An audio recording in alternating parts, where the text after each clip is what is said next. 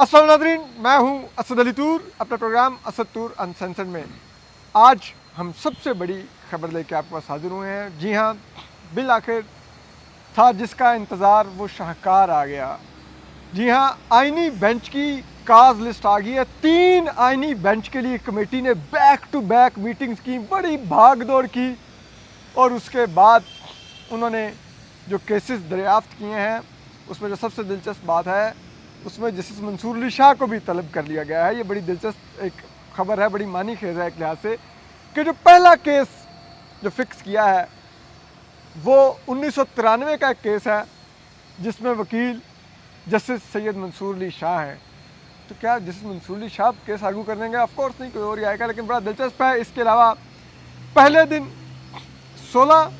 18 petition है, दूसरे दिन 16 पटिशन है समाअत के लिए मुकर्रर, ठीक है। और ये क्लब करके की गई। अदरवाइज पहले दिन 33 और दूसरे दिन 57 पटिशन है, यानी कि कुल 90 दरखास्तें, आइनी दरखास्तें समाअत के लिए मुकर्रर की गई हैं।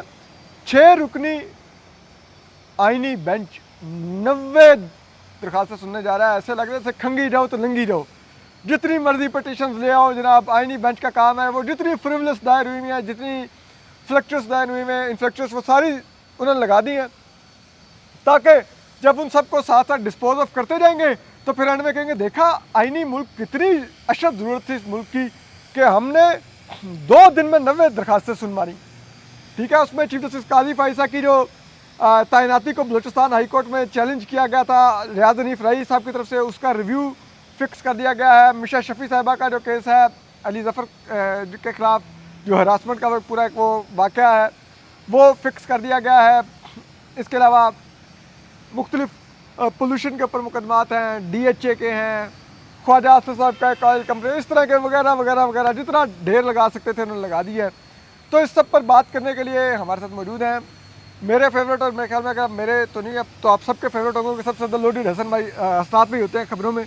तो हमने कहा हसनात भाई को आज ज़रा पकड़ के आज पूछे ये हसनात भाई, फिर कल सुबह कोई बैंड बाजा, मेरा मतलब वो उसके साथ कोई पुलिस बैंड के साथ आईनी बेंच आ रहा है कोई, और कोई इसका मुख्तलिफ एक अंदाज होना चाहिए कि पुलिस वो बजा के इनको अंदर लेके जाए, बिगल बजा के, और अंदर भी वो मोर के पंख झूलने वाले दरबान पीछे खड़े हों। तो आईनी बेंच जरा एक डिफरेंट फील आनी चाहिए ना, लेकिन नया आईनी बेंच एक नया तजर्बा होने जा रहा है। हाँ, इसमें तो कोई शक नहीं है कि एक बड़ा संग मील अबूर हुआ है पाकिस्तान में आईनी बेंच। जी और बात वही है कि क्या दूसरे गैर आईनी बेंच हैं। हाँ, सुप्रीम कोर्ट पहले तो आईनी अदालत ही थी, पहली दफ़ा पाकिस्तान में कोई आईनी सुप्रीम अदालत आई कोर्ट है। में सारे जजेस का ओथ देखें तो एक जैसा ही है। जी वो ओथ एक ही है कि आपने आइन को प्रोटेक्ट एंड प्रिजर्व करना है, तो डिफेंड करना है।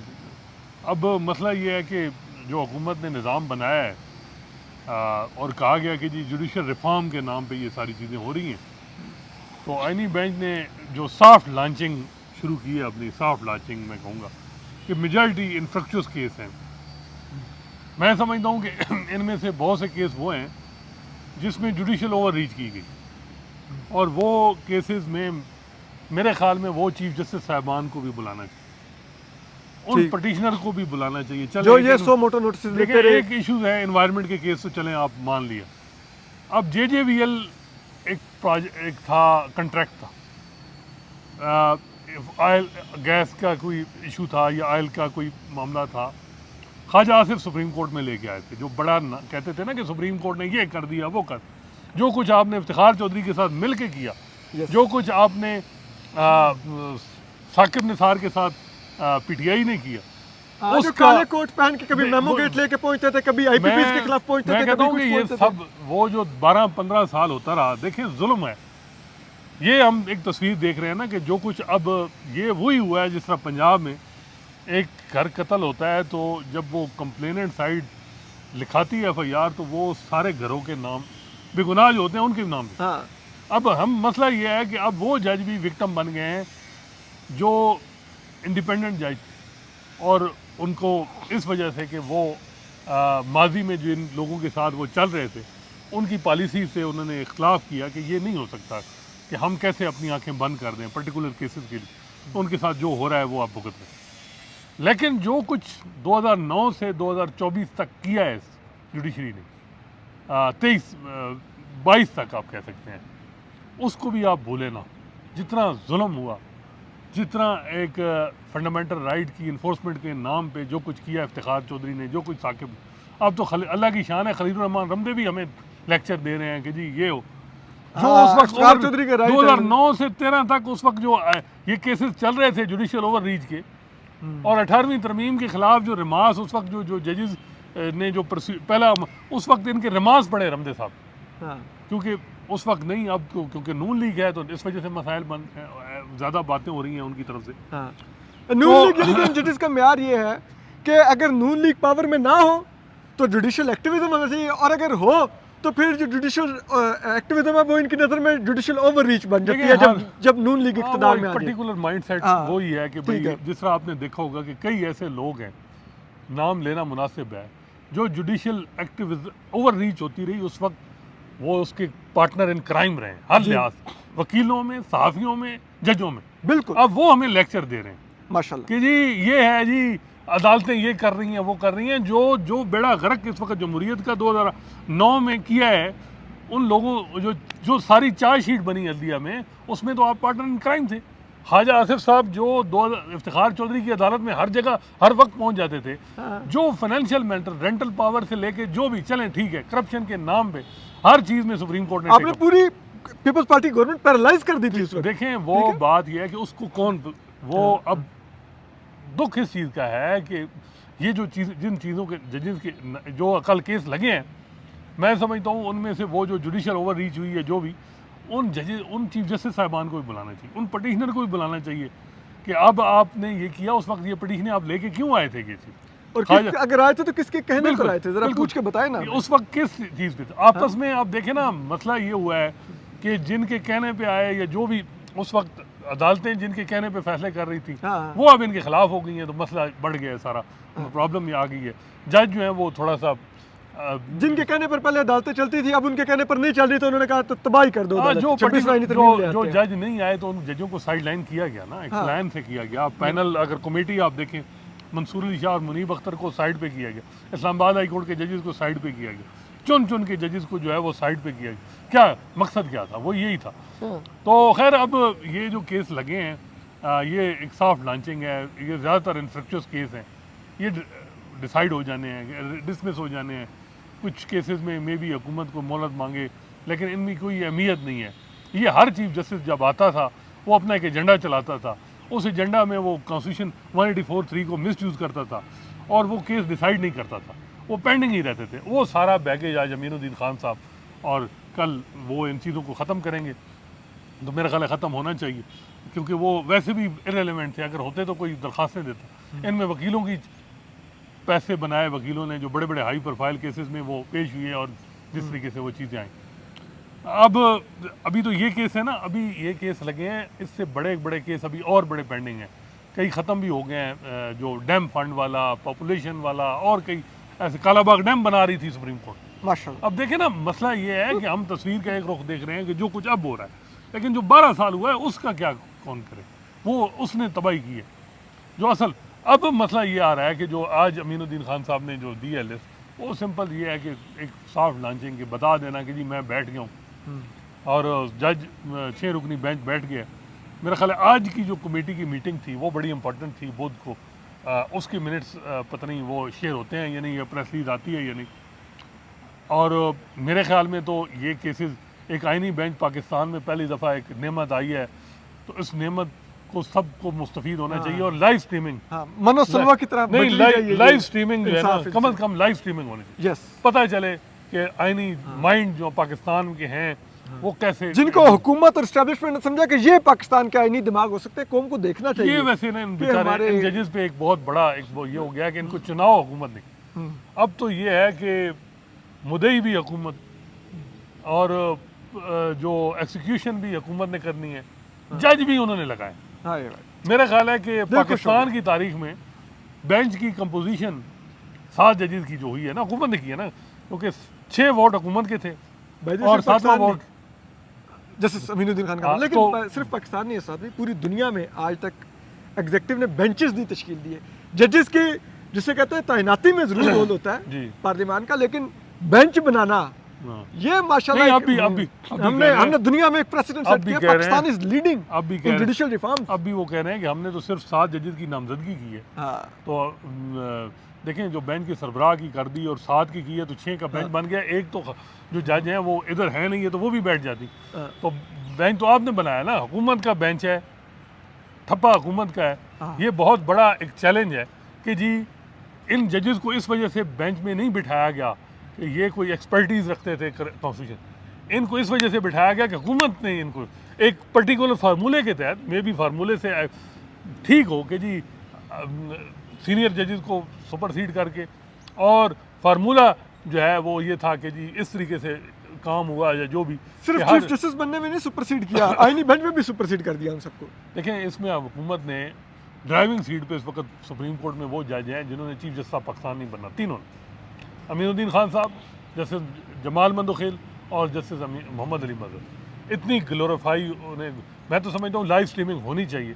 वो इस चीज़ को पूरा दिखाएं लोगों को कि ये डिफरेंस है माजी में और हम में। हमने और लेकिन ये बेंच नंबर 1 में केस क्यों नहीं लग रहा? कॉन्स्टिट्यूशनल बेंच है, हाँ। हेड है, और ये केस बेंच नंबर 1 में होना चाहिए। बताया जा रहा है जहाँ पे असल में जो बड़ी अदालत भी है, जब अपने 90 पिटिशंस लगा दी हैं, ठीक है, और नंबर तो अब असल जो इख्तियार है अभी जस्टिस अमीनुद्दीन खान के पास है। मैं तो चाहता हूँ कल बग्गी में बैठ के आए, ज़रा एक पूरा सीन हो, जिसे कहता है ना वो मोर के पंख चले जाएं, उनका एक होना चाहिए protocol. He should be like, जाहिर बात है इख्तियार उनके पास है, जस्टिस वो चीफ जस्टिस याहिया अफरीदी तो बस अब एक नाम के चीफ जस्टिस हैं, ठीक है, उनके बस तख्ती के ऊपर लिखा हुआ है चीफ जस्टिस। लेकिन असरात भाई अब देखें ना, इतना खूबसूरत बेंच बना है, और उसके एक जज को भी चाइना भी भेजा गया, जैसे जमाल खान मंदोखेल के, वो चाइना का मॉडल मुतालिया करके आए, ठीक है।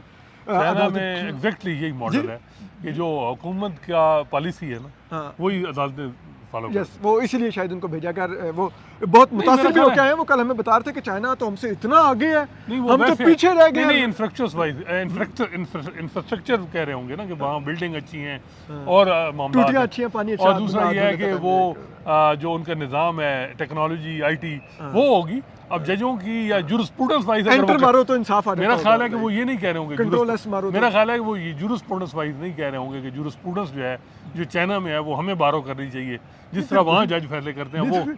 बिल्डिंग का डिजाइन लेने गए थे, नक्शा नया पास करवा रहे हैं, उधर उनकी जुरिस्प्रूडेंस ही देखने होंगे ना, जज है वो। लेकिन- वो कुछ सुप्रीम कोर्ट के जिसे कहते हैं एडमिनिस्ट्रेटर तो नहीं थे कि वो वहाँ पर इमारत का डिजाइन देखने गए थे। लेकिन चले आसाद भाई एक चीज़ बताएं, वैसे लाइक ये जो लिस्ट आपने पढ़ी है इतनी लंबी 15 पेजेस की, ये काज लिस्ट आई है, खोदा पहाड़ निकला चूहा, ना इसमें 26वीं आईनी तरमीम के खिलाफ जो पिटिशन आई हुई हैं उनमें से कोई है, ना इसमें मिलिट्री कोर्ट्स का मामला है, वो बच्चे माओ के उन मिलिट्री कोर्ट्स में गलते सड़ते रहे सिविलियन बच्चे, ठीक है, ना इसमें वो रिव्यू का मैटर है 12 जुलाई का, ना कोई और, वो 1993 से शुरू हो गया जिसमें जस्टिस मंसूर अली शाह को, चलो जी एक सिंबॉलिक है ना कि हमने दिखाया जस्टिस मंसूर अली शाह हमारी अदालत में हाजिर हो। नहीं, वो तो चले पुराने केस उन्होंने कहा, तो वो केस लगा दिए गए हैं, और मेरा ख्याल है कि उसका कोई इतनी अहमियत नहीं है कि, और मुझे लग रहा है कि एक किया गया है कि पहले सॉफ्ट लॉन्चिंग करें, पहले स्टार्ट ज़रा ऐसे करें कि भाई यकदम ही कोई बड़ा केस ना लगा दें, ताकि एक जो 2 दिन ज़रा पता चले, एक दूसरे को भी पता चले कि क्या सोच रहा है हर जज क्या। उसके बाद मेरा ख्याल है कि अगले हफ्ते वो केस या उससे, क्योंकि आगे फिर विंटर वेकेशन आ रही हैं, ये गर्मियों की छुट्टियां फिर सर्दियों की छुट्टियां आ जाएंगी 2 हफ्ते जजों की।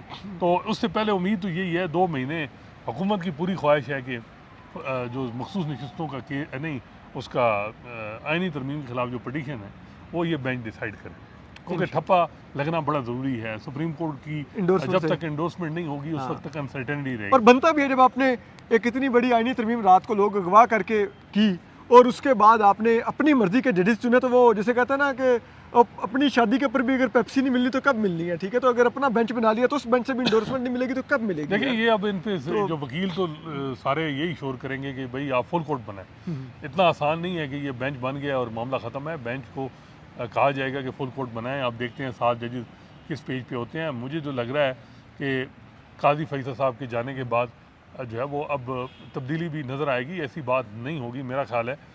जजेस जो हैं वो आज भी आपने देखा कि 9 मई के को मुल्ज़मान की प्री अरेस्ट बेल भी तो ये एक बड़ा जजेस पे भी है कि भाई बर्डन उन पे है कि उन्होंने अपने आप को स्टैब्लिश करना है कि भाई हमने नहीं हुकूमत को कोई सीवी दी थी कि हमें कॉन्स्टिट्यूशन बेंच को बना दें, हमें कर दिया गया, लेकिन अब हम इंडिपेंडेंटली फैसला करेंगे ताकि हुकूमत। 63 का फैसला लेकिन अब मसला ये है ना कि आज मैं एक जगह बैठा था सीनियर वकील से, उन्होंने कहा जी कि अब जज जो है ना वो ब्यूरोक्रेट जिस तरह बिहेव करते हैं उस तरह करेंगे। मैंने कहा जी वो क्यों? उन्होंने कहा ब्यूरोक्रेट को पता होता है कि जो मेरा चाहने वाले लोग हैं, जो मैटर करते हैं, जो मेरी ACR लिखते हैं, उनके मफाद में क्या है। अब जजेस को पता है कि मैंने अगला चीफ जस्टिस ऑफ पाकिस्तान वैसे मैं नहीं बन सकता, अगला चीफ जस्टिस ऑफ पाकिस्तान बनना है तो मेरी ACR जो कमेटी में जानी है उसके लिए मैं अपना करूँ। तो फिर इतने ये अच्छे फैसले दूं हुकूमत के हक में कि वो कहें कि हमें ये वाला चीफ तो यही है ना कि अब ब्यूरोक्रेटिक जजेस आपको मिलेंगे, आपको वो जजेस नहीं मिलेंगे जो इंडिपेंडेंट माइंड इंडिपेंडेंट। देखें बात यह है कि बड़ा मसला है ना। दूसरी तरफ हुकूमत कहती है जी कि कभी दुनिया में कहीं देखा है कि जज भी रेवोल्यूशन लाए। आप क्यों जजों पे उम्मीद डालते? आपकी सियासी जमातें क्यों नहीं एक्टिवेट होती? वकील आपकी सुप्रीम कोर्ट बार का इलेक्शन आपके सामने है। जजेस की बात उनकी भी ठीक है कि जज जो हैं वो एक हद से ज़्यादा नहीं जा सकते, और इस वक्त लिमिटेशन है मुझे लग रहा है वो जजेस के पास ये है कि जज अब इसके फैसला जजेस ने एक दूसरे को इतना कमज़ोर कर दिया कि अब इनके फैसलों पे अमल दरामद ही एग्जीक्यूटिव ने नहीं करना। आपके सामने है 90 दिन के अंदर इंतखाबात का मामला, वो नहीं हुआ फैसला। इसके अलावा आपके सामने है मखसूस नशिस्तों का।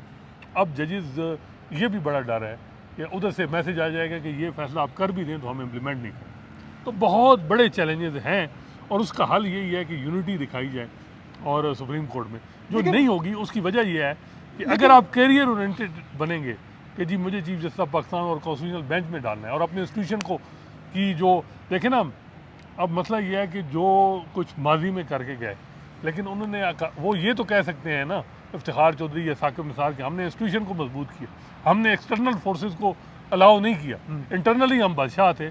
साकिब निसार ने कहीं कहा भी मैंने 1 साल हुक्मरानी की मुल्क में, लेकिन खुद की बाहर मिल के की। वैसे वो भी एस्टेब्लिशमेंट के साथ पर फिर पता चलता ना वो मिलजुल के ही काम चल रहा था।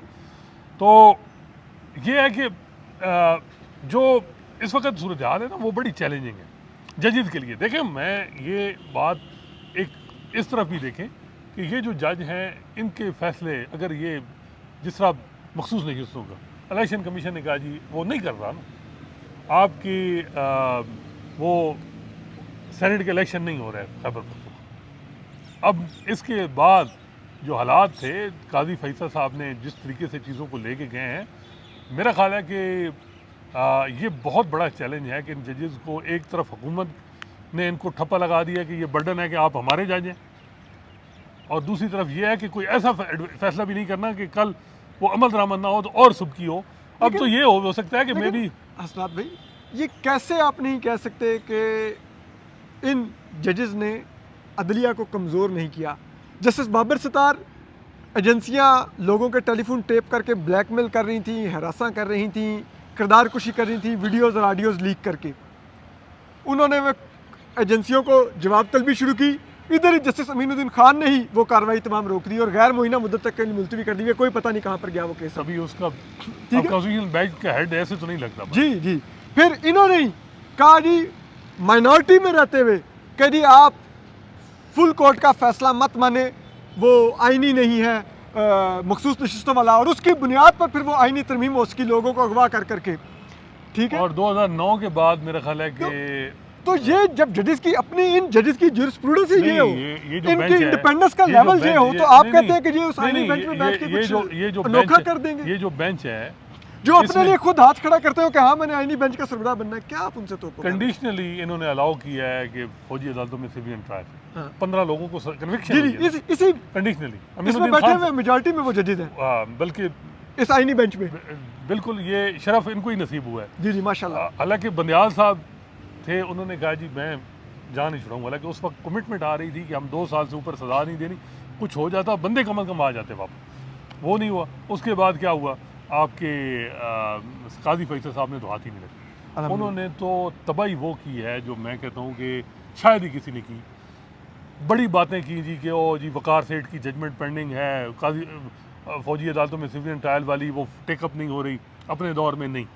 अपना एक फैसला जिसकी वजह से सब जो है वो उसको उनको मिसरीड कर गया फैजाबाद धरना, उसको 3 फार्मर आईजीज ने डिस्कार्ड कर दी, उसको पूछा ही उन्होंने नहीं। हेर से बना दिया और उस फैसले की भी अब कोई वैल्यू नहीं और है एक जिसका जगह वो क्रेडिट लेना चाहते एक जगह बड़ी बड़क मारी मुबारक सानी में, जब दबाव आया तो सेकंड रिव्यू क्या थर्ड पाकिस्तान की हिस्ट्री में कभी ये नहीं हुआ कि जी सेकंड रिव्यू में फैसला ही अपना रिवर्स कर दिया। और उस फैसले की बुनियाद पे अब बल्ले वाला अब सुप्रीम कोर्ट को जवाब देना होगा कि क्या वो मुबारक सानी में जो सेकंड रिव्यू था लीगली और जो जूरिस्प्रूडेंस वाइज वो ठीक था, वो जो 365 वो जो सीआरपीसी और पीपीसी के हवाले दे रहे थे वो हाई कोर्ट में है कि कोई एरर हो जाए, सुप्रीम कोर्ट में ऐसी कोई बात नहीं कि सुप्रीम कोर्ट का। मैं कहता हूँ कारी साहब पे तो पहले फैसला गलत, दूसरा गलत और तीसरे पे अपने आप अपनी दो तहरीरें और 2 प्रेस रिलीजें भी गलत उनका वही है, वो एक इतना बड़ा एक जज का डाउनफॉल है कि आपने गलती की क्यों। दूसरी दफ़ा रिव्यू आपको मौका मिला फिर भी आपने कि मैं बड़ा दिखाऊँ वेस्ट में भी जी मैं बड़ा इंडिपेंडेंट, तो फिर जब इतना शोर मचा तो वो भी रिवर्स खत्म। तो ये देखें ना वो आपने अब जो सुप्रीम कोर्ट के लिए सुप्रीम कोर्ट को जनवरी 13 में जो कल पीटीआई ने जो दी है नज़ीर वो दी है उस फैसले की कि जी सेकंड रिव्यू वहाँ इन्होंने तो इस बुनियाद पे इनके जो जजमेंट हैं 13 जनवरी वाला और अक्टूबर वाला जिसमें हमें 21 अक्टूबर गालबन थी कि भाई जिसमें उनका बल्ले वाली रिव्यू हुई, ये दोनों को रिजेक्ट करें और ये बायस थे और ये जिन ग्राउंड पे, तो अगर वो किया है तो फिर सुप्रीम कोर्ट को उसका जवाब देना होगा, ये नहीं हो सकता। और बल्कि मैं समझता हूँ कॉन्स्टिट्यूशनल बेंच को ही हवाले कर दे, इस वक्त बैठा है लगे लिपटी ये इसमें भी ये फैसला कर दे कि जी बल्ले वाला जो है वो होना है या नहीं, यानी वो जो सेकंड रिव्यू अलाउ हो सकता है, काई साहब का कम से कम वो फैसला फिर या अपील हो, टॉप लीगल कॉन्स्टिट्यूशनल माइंड बैठे हैं ना, या वो अपील करें या वो करें, कम से कम ये तो हो ना कि पता तो चले। तो मेरा ख्याल है कि उन्होंने हर लिहाज से, क्योंकि वो कहते थे जी मैं तो टैक्स को फॉलो करता हूँ, टैक्स में कहीं नहीं था, लेकिन उन्होंने मैं आइन को फॉलो करता हूँ, आइन जहाँ अपनी बारी आती थी, जहाँ मकसद आता था 211 का बार था तो वहाँ पटिशन डाल के प्रेसिडेंशियल रेफरेंस। और मंसूर अली शाह उनके बारे में भी कहते हैं कि वो इतने मर्दम शनास होते तो जिससे भी वो रहे इतना कुछ उन्होंने 2 साल लड़ाइयाँ लड़ी अपने लाहौरी जजेस के साथ, जिसके लिए उसने ही उनका रास्ता रोका है चीफ जस्टिस बनाने के लिए। अगर इतना उनको होता तो ये बातें तो हैं जो हकीकत है जो इस वक्त सूरत हाल है। लेकिन साथ में हम आखिर की तरफ बढ़ते हैं, आपको क्या लगता है ये आईनी बेंच सस्टेन कर पाएगा? ये जो किया गया है एक तजर्बा मुल्क में, एक जो जदीद किस्म का चाइना मॉडल लाया गया पाकिस्तान की अदलिया के ऊपर लगाया गया कि बिल्कुल ही तबाह कर दो जो इख्तलाफी आवाज़ हो, क्योंकि चाइना में कोई इख्तलाफी आवाज़ नहीं छोड़ते, सीधा फांसी है वहाँ पर इख्तलाफ और करप्शन पे। फिलहाल तो क्या यहाँ मेरा ख्याल है कि फिलहाल ये चलेगा। वजह यह है कि सुप्रीम कोर्ट में मूवमेंट उस वक्त तक नहीं हो सकती जब तक वकला में हरकत नहीं आएगी और सिविल सोसाइटी और सियासी जमातों में, और तीनों आपके सामने हैं कि वो कहीं ना कहीं जो है वो उनके मामला सेटल हैं। तो मीडिया भी आप उसमें हम सारे शामिल हैं जी। तो जो आप जैसी तमन्ना आवाज़ है उसको VPN के बगैर आप नहीं सुन सकते। तो ये मसले हैं जो इस वक्त बाय द वे आपका चैनल भी VPN के बगैर नहीं चलता, चले मेरी तो आवाज़ ही वो मतलब उस तरह नहीं, आप सबसे ज़्यादा इम्पैक्टफुल नहीं वो खबरें और है, लेकिन जो मसला है जो है ना करेज है माशाल्लाह। तो बात यह है कि वो अब चीज़ें रुक गई, इससे बाद मेरा ख्याल है कि यानी ये इसी तरह ही चलेगा, इसी तरह ही कॉन्स्टिट्यूशनल बेंच कल देखें लैंड पहली शुरुआत है, इनॉग्रेशन है, जो स्टार्ट है उससे पता चलेगा कि आप किस तरह सुप्रीम कोर्ट जाएगी। स्पेस कम है सुप्रीम कोर्ट के पास, देखते हैं कि क्या अंदर से सुप्रीम कोर्ट के जज एक पेज पे हैं।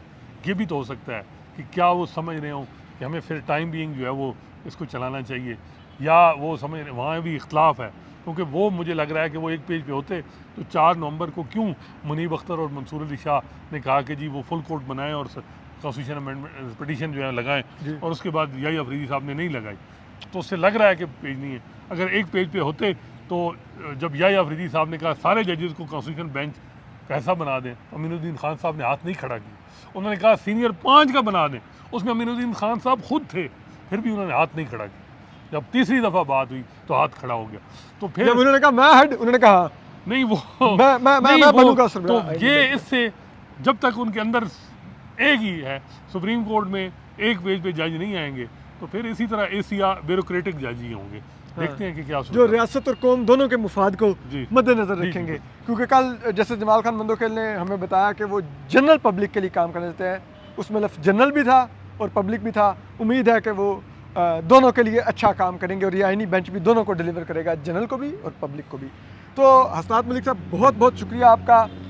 बात यह है कि जब हालात यहाँ पर आ जाएँ कि एक जो बेंच के सरबराह हैं वो फुल कोर्ट के लिए जुडिशल कमीशन बात हो तो वो उसके हक में वोट ना दें, जो हसनात मलिक साहब ने बहुत बड़ी खबर दिया। और उनका चीफ जस्टिस कहे कि अच्छा 5 मोस्ट सीनियर जजेस का बेंच बना लो, आइनी बेंच, वो उसके लिए भी वोट ना करें।